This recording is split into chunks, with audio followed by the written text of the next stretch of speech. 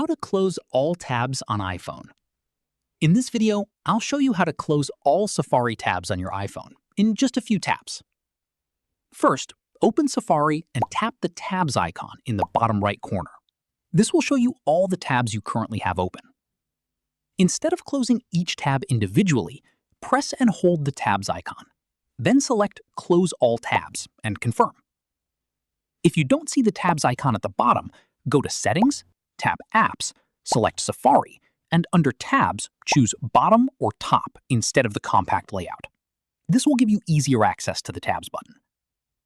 You can also set Safari to automatically close tabs. Go to Settings, Apps, Safari, Close Tabs, then choose after 1 day, after 1 week, or after 1 month. That's how you can quickly close all Safari tabs on your iPhone.